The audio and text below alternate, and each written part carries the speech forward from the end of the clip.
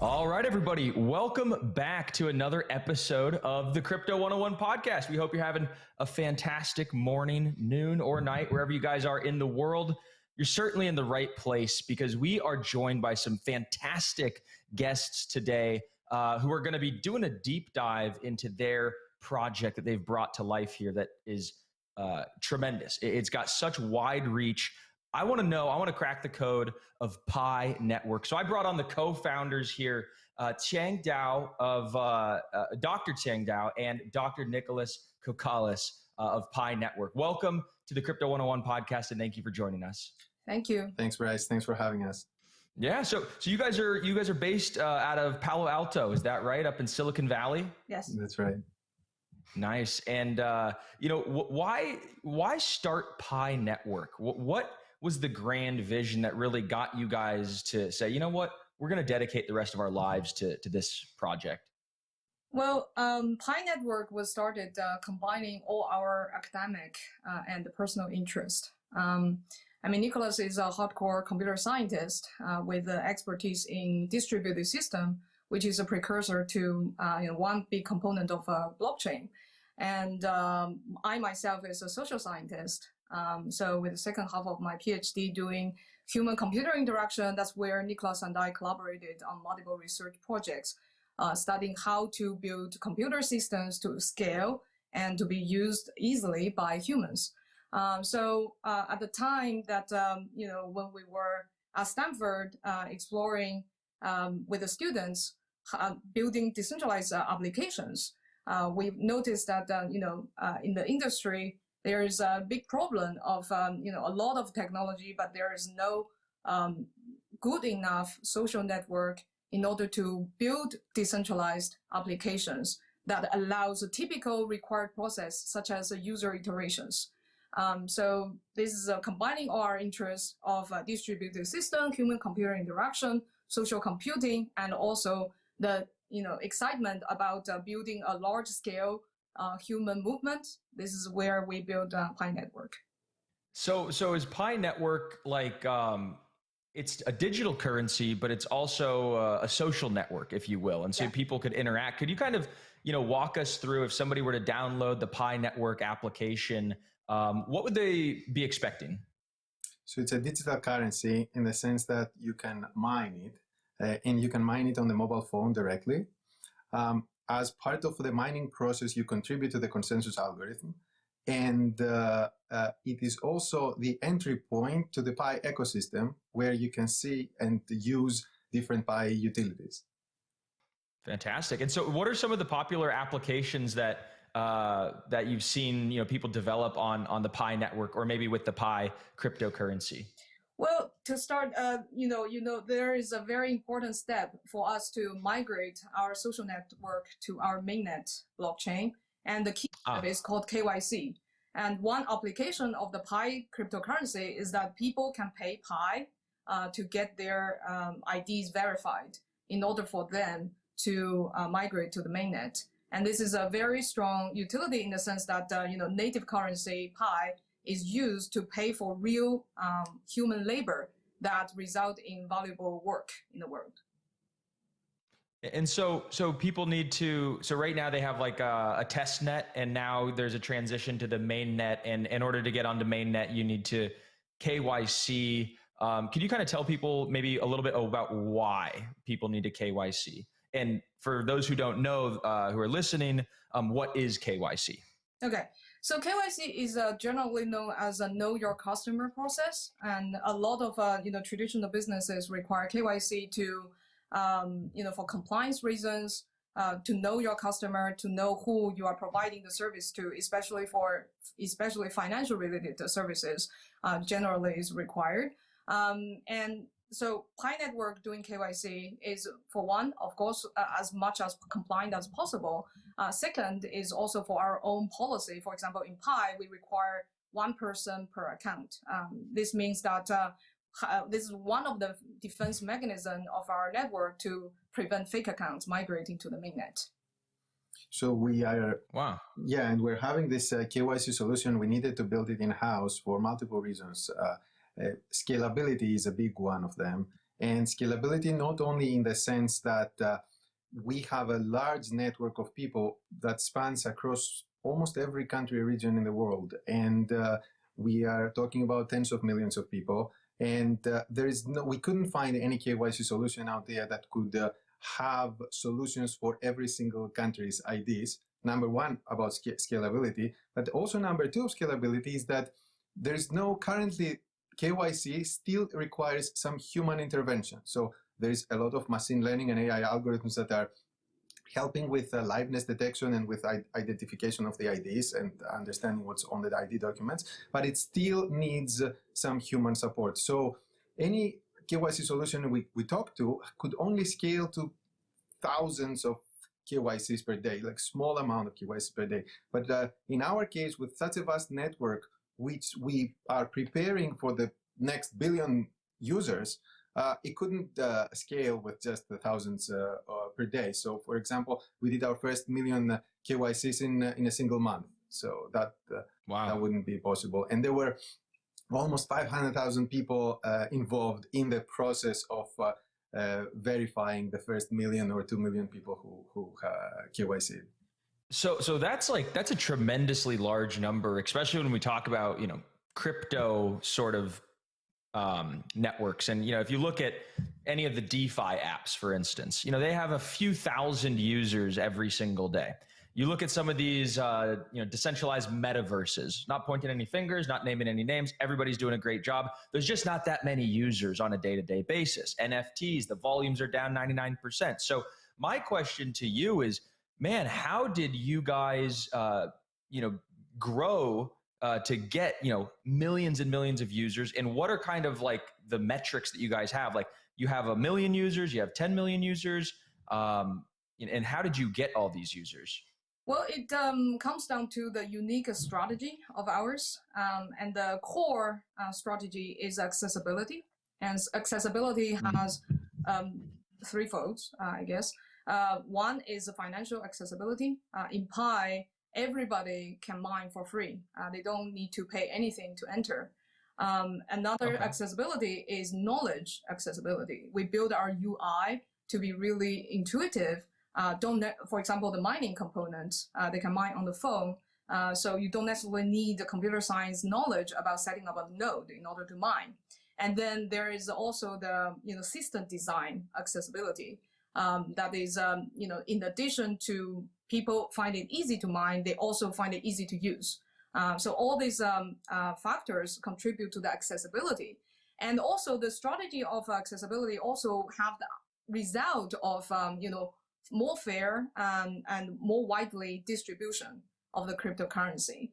So that makes us one of the most widely distributed. We are now at over 35 million engaged members and distributed in almost every country and region in the world, over 233 countries and regions of the world. So that's also ties into why our KYC process needs a comprehensive solution, because it's like every region. Yeah, it's got to have a global sort of approach as opposed to country by country. That's fantastic. And, so Pi Network, there's a cryptocurrency, there's a network, there's applications, there's millions and millions of users. What's next? We have the mainnet, but what are you guys trying to accomplish with mainnet? So a very special period, our strategy design is called enclosed mainnet. So our mainnet went live in last December. We started our mass KYC, I think the first quarter. And then we are also in the process of migrating all these millions of people. The next is basically after migrating all these millions of people to the mainnet, we're building the enclosed network. Enclosed network means everything can be transacted within Pi, but cannot have external connectivity yet. The special design for this is to focus our attention to build utility and real utility without too much noises outside of the network. And of course, we acknowledge there are certain applications can only build with external connectivity, but there are internal enclosed type of utilities can be nurtured and built. For example, new type of social applications can be inside the enclosed environment to get it into a the ecosystem to be a little more mature before we go to we call open network. Okay, interesting. So somebody downloads the app, they're mining on their phone, or are they staking, or is it like they're doing some type of hash or something like that? Okay, so your question is how does the Pi mining work? I guess your question, right? Yeah. So mining, as people traditionally understand, is in the context of proof of work. When people think of mining, it's a lot of electricity, a lot of hashing. Okay. So that's because proof of work require nodes to spend electricity to solve mathematical puzzles to reach a consensus. So it comes down to the type of consensus algorithm a protocol uses. Pi relies on federated Byzantine agreement, in which the consensus is reached not through like burning electricity, but through a quorum rely on a trust graph to rise from the trust graph. And inside the quorum, nodes send messages to each other, just like votes, in regard to whether a transaction is true or fraudulent, and how that reach consensus. Just by my description of how this mechanism works, these days any laptop can send messages to other computers. So the scale of the requirement for electricity is no comparison to the level that required by proof of work. This is the fundamental reason why Pi mining in the first place doesn't require electricity. Now, as I mentioned, there needs to be a trust graph. So the mobile miners are actually contributing their trust relationships to form this trust graph that can feed the consensus algorithm to reach consensus. So the actual running of the blockchain, the heavy lifting of actually running, is still on our Pi nodes, which is computer nodes. So, but the required efforts of our Pi nodes is different from the Bitcoin nodes. And then they're also rewarded in Pi in conjunction with the mobile miners. So in the broader sense of the mining is that individuals or nodes contribute to a consensus algorithm for it to reach consensus. In return, they receive rewards of that protocol. You guys envision Pi network ever interacting, or Pi network users ever interacting with their Pi tokens on other chains, right? Is it going to be this cross-chain future with bridges or atomic swaps, or is it kind of going to be maybe like one blockchain to rule them all? What's your guys' view? Yeah, well, the sky is the limit.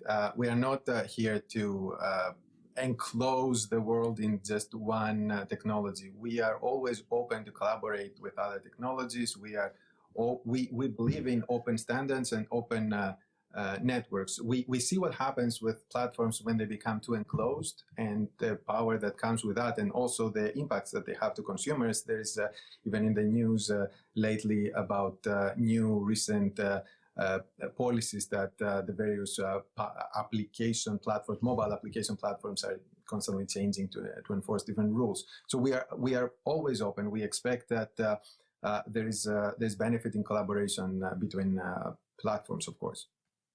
Yeah. So speaking of that, like I heard the other day, Apple kind of came out with these new rules about any sort of crypto transactions that happen through their app, like an app that was downloaded through the Apple Store, like they're supposed to now be collecting 30%. Have you guys heard about this? We did Roughly. Yeah. Yeah. Yeah. So, I mean, the world is still in a phase, including, tech giants or regulators still figure out how crypto can fit into the existing economy. And that is the process as a crypto builder also need to be patient and follow and then adjust in order to, fit in at the same time create innovation. Yeah, that's where open standards help. Sorry. Yeah, that's where open standards help. You being more accessible through the web, through technologies that are open helps push the ecosystem forward. Yeah, I was going to say basically the same thing. Like they're kind of pushing people away from mobile and back to web. There could be this renaissance of like these open web-based applications as opposed to just like, mobile first and mobile only applications. So it'll be interesting to see. We several years ago we made a pretty unexpected move. We are all about user experience and producing a better user experience for our users. But at some point we did something counterintuitive to user experience, which is we had the Pi app and we created the Pi browser. So where that is counterintuitive because it asks people to install two apps, so it's more complex. And that was several years before these recent announcements. So in a sense, we have prepared ourselves with what we think would make sense to do, to rely more on open technologies, web browsers, and things that don't completely enclose or rely on single entities to have a single failure point in the whole process. Are not limited only to one type of platform. Basically, we also have a testnet, or we also have a desktop, application. So I see. Yeah. Yes. So many different access points for the application. Yes. And redundancy points to work on the web, to work on different infrastructures and technologies. Yeah. So tell me a little bit about your guys' experience as co-founders of, a huge network through the bear market, because, I'm curious, just do numbers kind of start to slow down? Does work morale at the office kind of go down, or, what's your guys' experience as a bear market builder? Well, I mean, from my perspective, bear market is not necessarily a bad thing for the industry. The bear market get rid of all the craziness and the noises, and force people to focus attention on, what is real, what is really useful, what is the real use cases of crypto. So I think this is the phase for real builders, and focus our attention to more substance. So bringing substance to the industry to get ready for the next wave of bull market. And as for Pi, we're basically shielded from that, especially because of our design of the enclosed network. Yeah, so the enclosed network by construction is shielded from any market conditions. So for example, this KYC application that we have, where people need to spend 1 Pi to KYC themselves, and that Pi is split across all the people who are helping you to get your KYC validated. During the bull market, it cost 1 Pi to KYC yourself. During the crash, it still cost 1 Pi, and now during the bear market, it still costs 1 Pi. So it was completely unaffected. But how much is 1 Pi in dollar terms? No, we don't. We don't have that, and because that is unknown for the current period. Yeah.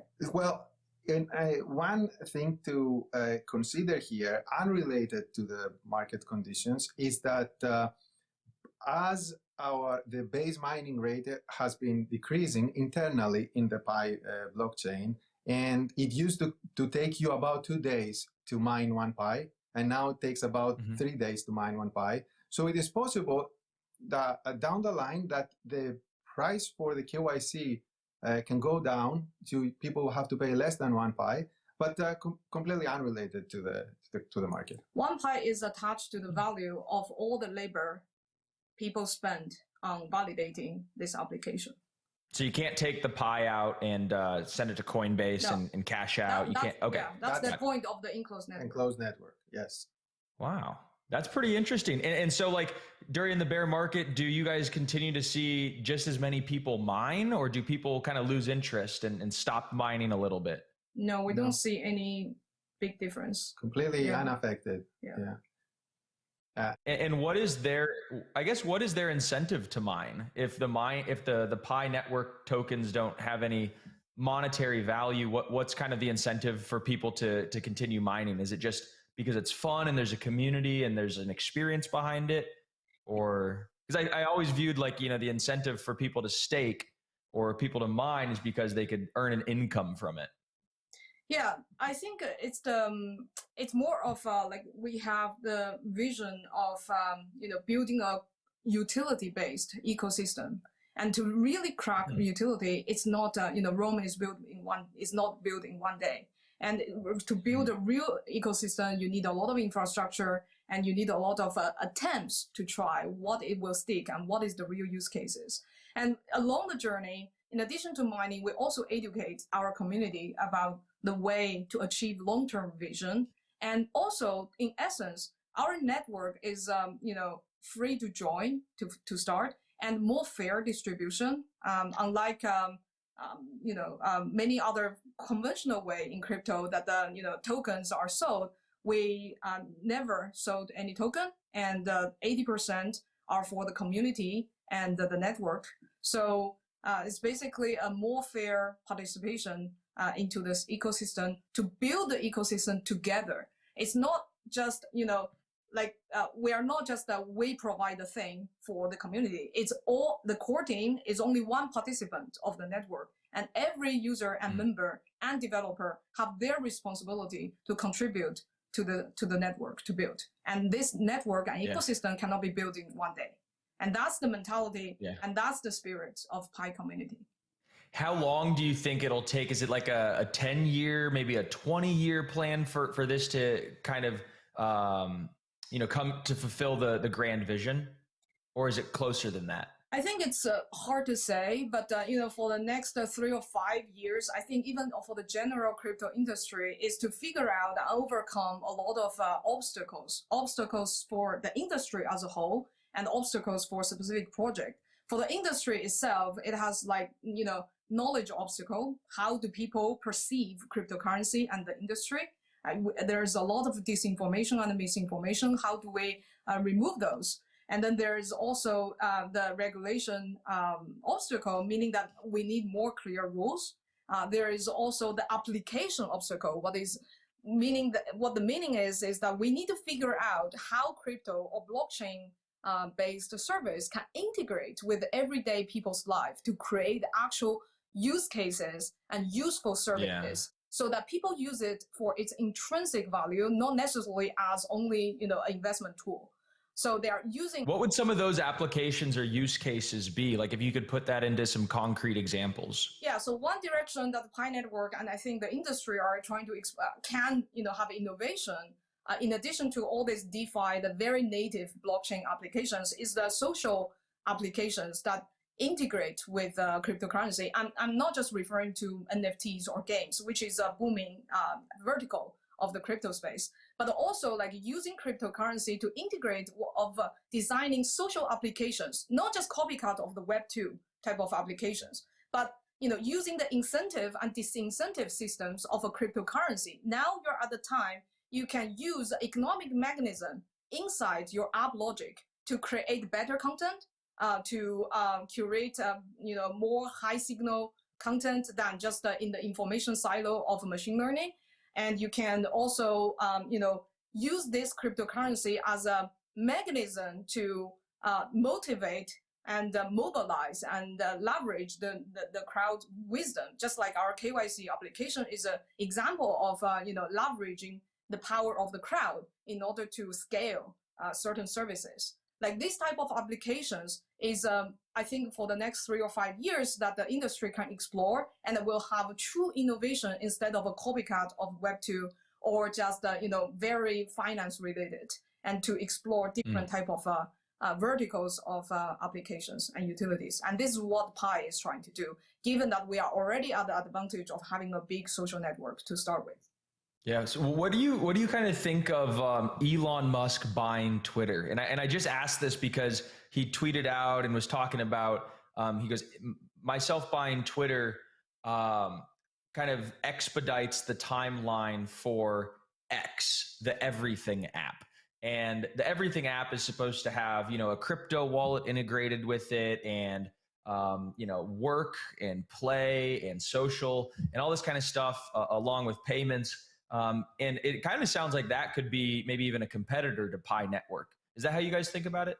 We don't see things as competitor. And this is so new. This is so new industry. Every type of innovation is welcome. And also the fact that, I don't know what Elon Musk thinks about this, but the fact that he, have Twitter and then also interested in crypto as demonstrated, the fact that these two, social network and also crypto, merged together seems to be in line with what I was describing just now. Like in the social, vector, there might be innovations using cryptocurrency. Yeah, and in a sense, the strategy he proposed makes sense. So he said we need to take Twitter off the public market so that we don't have these external dependencies where Twitter may want to take some non-conventional, non-consensus moves which if you do it as a public company, you have to look at how the market price of the stock of Twitter would go. So removing those external interferences, then you can try to focus on innovation that will be a long-term innovation. On the short term, if it was maybe loses money, less advertising, something less about the company, but in the long term creates a better product. And that's, I think, what he was trying to do there. In a sense, this is similar to our strategy for enclosed network. So we have the enclosed network right now to completely eliminate all the possibilities of people trying to use Pi for quick success of X, of Y, of Z, and focus on long-term utility, long-term usefulness for the world. Mm-hmm. And all this, I love it. Yeah, and all these social applications, it's not something that you try it once, it goes very viral. It takes so many attempts. That's what I meant by attempts. So many iterations, so many different versions, how to integrate it. And the more developers join the space to give more attempts, the higher chance the whole industry are going to actually find the real utility that every day you hear drivers talking about, I'm using this thing, crypto-based service for this social experience instead of just only on exchanges. Yeah, no, it reminds me of I watched this documentary actually about Elon Musk and starting SpaceX, and he iterated many times on the rocket ship to have, consumer flight, but he blew up the first 3 rockets on accident, right? So nothing's ever perfect the first time, but if you want to have true long-term sustainable innovation, I also love the analogy of, him taking Twitter off the public market, because the things that he'll do to that company after he purchases and go private, he will have if he still had public board members and public shareholders to a fiduciary obligation to them, the experiments that he would run and the innovation, while it might, affect the stock price negatively, it could actually be long-term, a net benefit. And it's pretty clear that, that's what he's going to be doing. He's going to be doing a lot of experimental, fun, innovative things, a lot like what you guys are doing with the Pi network. And so I'm excited to see how everything turns out. I'm excited to download it and get Pi mining myself here. So guys, I really appreciate you coming on to the Crypto 101 podcast. If anybody who is listening is interested, they want to learn how to mine Pi, maybe get involved in the ecosystem, where can we direct them to? And we could link some stuff into the show notes. Minepi.com. Easy. Minepi.com. Yeah. How'd you guys land on the name Pi? P-I 3.14, right? Yes. Oh, I guess we're all geeks. So yeah, we love math, and Pi is such a universal concept. Everyone understands. It also represents a circle that the uniting people together. Inclusiveness goes into the concept. And also, Nicolas has a Greek descent. It's a Greek letter. Easy to type it on my Nicolas. It's easy to type it on my keyboard. Love it. All right. Well, guys, thank you so much. We look forward to bringing you guys back on again to the Crypto 101 podcast when you have some more exciting updates. Thank you. It was a pleasure. Thanks.